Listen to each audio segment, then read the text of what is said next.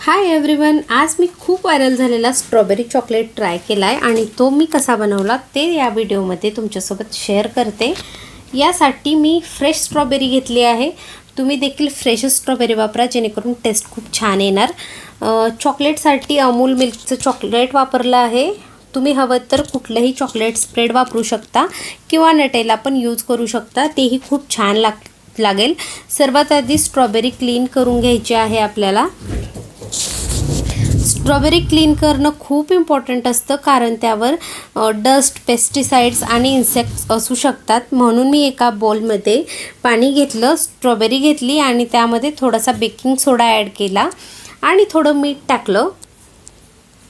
हे छान आपल्याला वॉश करून घ्यायचं आहे। मी याला सुमारे 15 मिनिटे तशीच ठेवली होती, कारण यावर काही जंतू वगैरे असतील तर ते मरून जातील। आणि 15 मिनिटानंतर याला मी स्वच्छ पाण्याने चांगली धुवून घेतली।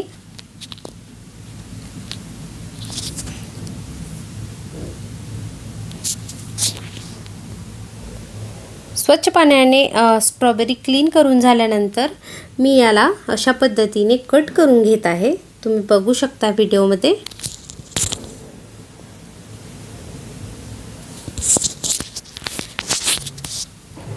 छोटे छोटे पीसेसमध्ये कट करून घ्यायचं। हे छान कट झाल्यानंतर याला मी एका ग्लासमध्ये ट्रान्सफर केलं आहे।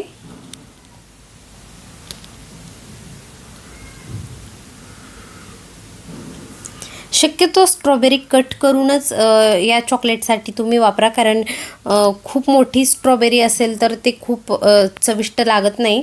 तर छोटे छोट्या पीसेसमध्ये देखील तुम्ही हे कट करू शकता, किंवा मी जशी कट केली आहे तशी देखील तुम्ही कट करू शकता। आता याला एका ग्लासमध्ये मी ट्रान्सफर करणार आहे।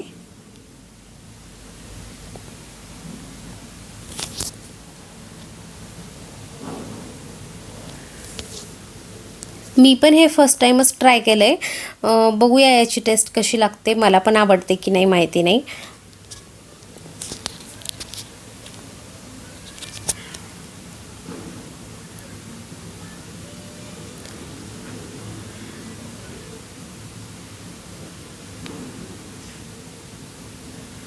त्यानंतर आपल्याला इकडे चॉकलेट कट करून घ्यायचं आहे।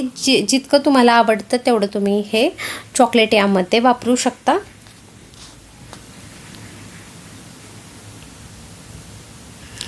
किंवा चॉकलेट स्प्रेड असेल तर तरी देखील तुम्ही हे रेसिपी बनवू शकता।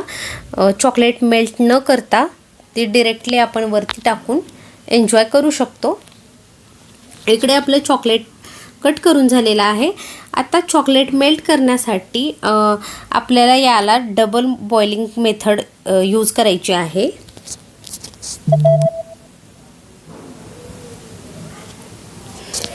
डबल बॉइलिंग प्रोसेस वापरायची आहे। एका भांड्यामध्ये पाणी गरम केलं, त्यावर दुसरं भांडं ठेवून चॉकलेट मेल्ट केलं।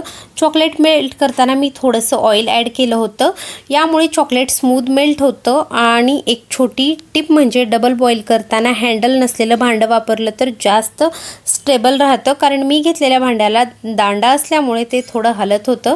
चॉकलेट पूर्ण मेल्ट झाल्यावर मी कट केलेली स्ट्रॉबेरी ग्लासमध्ये घेतली आणि त्यावर गरम मेल्टेड चॉकलेट पोर केलं आणि बस अशा प्रकारे आपलं व्हायरल स्ट्रॉबेरी चॉकलेट रेडी झालं आहे। टेस्टबद्दल सांगायचं तर स्ट्रॉबेरी थोडीशी टँगी म्हणजेच आंबट लागते आणि चॉकलेट स्वीट असतं, त्यामुळे स्वीट आणि टँगी असं कॉम्बिनेशन तयार होतं। ज्यांना स्ट्रॉबेरी खूप आवडते त्यांना हे कॉम्बिनेशन नक्कीच आवडेल। तुम्हीही हा व्हायरल स्ट्रॉबेरी चॉकलेट नक्की ट्राय करा आणि कसा वाटला मला कॉमेंटमध्ये नक्की सांगा। व्हिडिओ आवडला असेल तर लाईक, शेअर, सबस्क्राईब करायला विसरू नका। बाय।